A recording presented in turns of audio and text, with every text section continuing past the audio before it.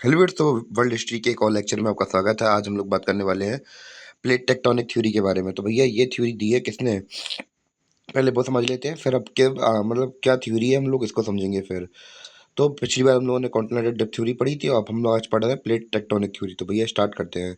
तो सबसे पहले मैकेंजी, पार्कर और मॉर्गन, इन्होंने अपनी अपनी फील्ड में अपने इलाके में रिसर्च वगैरह की और तीनों ने इस पर साथ मिलकर जो प्लेट टेक्टोनिक थ्योरी है वो दी। सब ने साथ मिलकर ग्रुप बनाकर साथ में थ्योरी दी।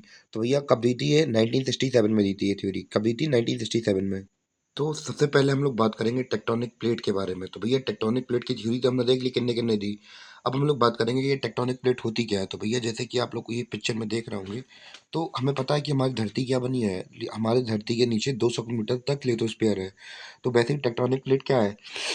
यह एक लिथोस्फीयर प्लेट है। क्या है? लिथोस्फीयर प्लेट है जो कि इरेगुलर शेप की होती है। तो भैया आप लोग लैंड एरिया देखते होंगे, तो कहीं आपको पहाड़ दिखते होंगे, कहीं सतह दिखती होगी, कहीं पे बीचेस दिखते होंगे, कहीं पे समुद्र दिखता होगा। तो हम लोग देखते हैं कि भैया जो कैसी होती है ये लिथोस्फीयर, हमारी इरेगुलर शेप की होती है। इसका साइज बहुत बड़ा होता है। क्या होता है? इसका साइज बहुत बड़ा, कॉन्टिनेंट के बराबर तक इसका साइज देखने को मिलता है। मतलब बहुत एक्सट्रीमली तौर पर हम लोग बात करें, हजारों किलोमीटर की प्लेट्स भी होती हैं ये। ठीक है। और सॉलिड स्टेट में पाई जाती है। किस में पाई जाती है? सॉलिड स्टेट में पाई जाती है, चट्टानों की तरह। ठीक है। इतना क्लियर हुआ? तो हम लोग देख रहे हैं जैसे कि ये कि 200 किलोमीटर तक क्या है नीचे? लिथोस्फीयर है। क्या है? लिथोस्फीयर है। ठीक है। इतना क्लियर हुआ? और 200 किलोमीटर तक ये था और ऊपर हम लोगों ने देखा इरेगुलर शेप था। ठीक है। लिथोस्फीयर प्लेट समझ में आ गई होगी आप लोगों को। तो अब जैसा कि हमें पता है कि ऊपर के हिस्से में 200 किलोमीटर तक में लिथोस्फीयर होता है और उसके अगर 200 किलोमीटर और जाएंगे तो भैया हमें एस्थेनोस्फीयर दिख जाएगी। तो भैया एस्थेनोस्फीयर में क्या होता है कि यहाँ पे जो हमारे रेडियो एक्टिव एलिमेंट पाए जाते हैं, जैसे यूरेनियम, थ्योरियम। तो भैया ये क्या कर देते हैं, दूसरे मिनरल्स को क्या कर देते हैं, मोल्ड कर देते हैं। क्या कर देते हैं? मोल्टन रॉक्स होते हैं, तो भैया पिघला देते हैं। इतने गर्म होते हैं, इतने हीट मार देते हैं कि ये सब जल के पिघल जाते हैं मिनरल्स वगैरह। और यहाँ पे मिनरल्स हमारे, हम लोग बात करें क्या होता है, मैग्मा पाया जाता है। यानी कि जितने हमारे मोल्टन रॉक्स यानी कि पिघले हुए पत्थर यहाँ पे बहते रहते हैं। तो एक तरह की बहुत गर्म ज्वलनशील एक एरिया होता है, यहाँ पे मैग्मा वगैरह भरा होता है बहुत बुरी तरीके से। ठीक है। क्लियर हुआ एथेसोनोस्फेयर में क्या है? तो अभी तक हमने क्या देखा, हम लोगों ने ये समझा कि लिथोस्फीयर के बारे में हमने देख लिया था। ठीक है। लिथोस्फीयर के बाद एस्थोनोस्फीयर के बारे में देख लिया था। एस्थोनोस्फीयर के अंदर हम लोगों ने बात की थी कि भैया मोल्टन रॉक्स रहते थे, पिघलापन यानी सेमी सॉलिड एरिया रहता था, यहाँ पे मैग्मा वगैरह भरे हुए हैं, यहाँ पे मतलब बहता रहता है ये। ठीक है। तो हमने अब यहाँ पे एक पॉइंट क्या लिख सकते हैं कि भैया हम लोग टेक्टोनिक प्लेट्स क्या है, यहाँ पे आप पुराने पॉइंट में आप लोग देख सकते हैं कि भैया एक टेक्टोनिक प्लेट क्या है, एक सॉलिड, हम लोग बात करें सॉलिड स्टेट में होती है। क्या? ठीक है। टेक्टोनिक प्लेट सॉलिड स्टेट में होती है, हमें पता था। ठीक है।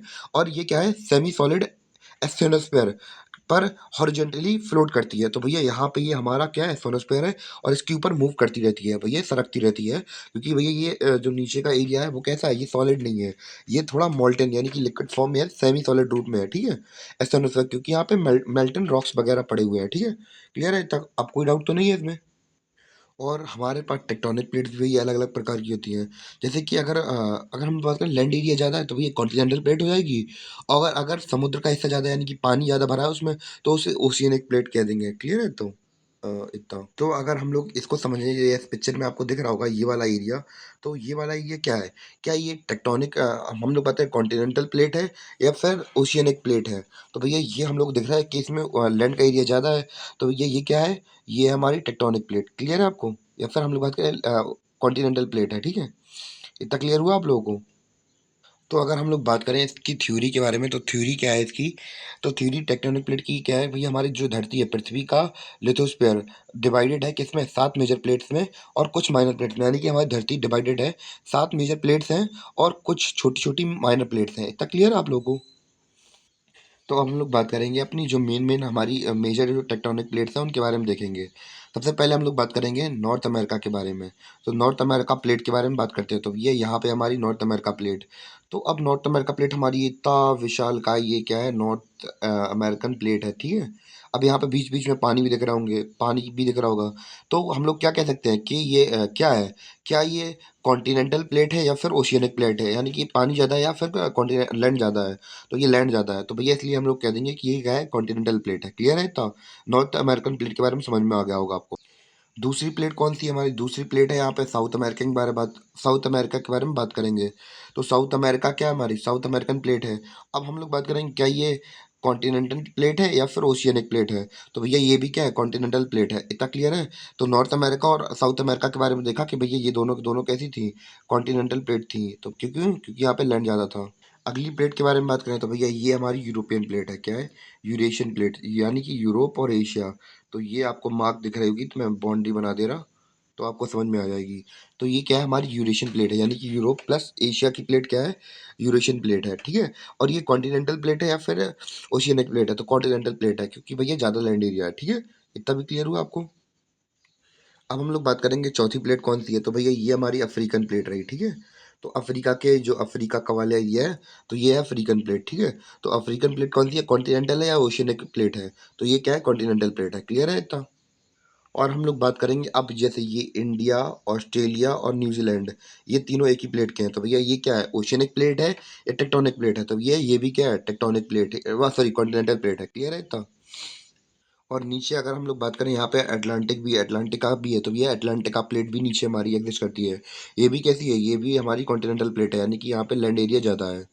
और मात्र लास्ट हमारी एक प्लेट बचती है, तो ये आपको दिख रही होगी, ये लंबी चौड़ी सी। तो ये क्या है, और ये वाले एरिया में हमारी फैली हुई है, तो ये क्या है, पैसिफिक प्लेट है।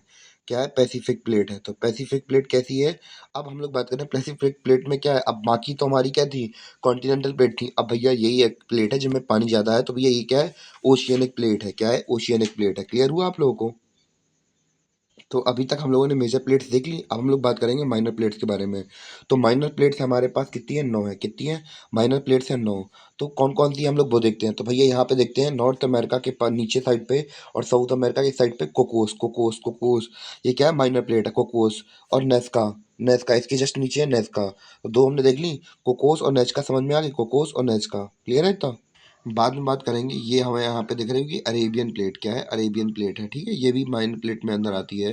हमने कोकोस और नाश्का के बारे में पढ़ लिया था। अब हम लोग बात करें अरेबियन प्लेट के बारे में। ठीक है, ये भी क्या हमारी माइनर प्लेट है।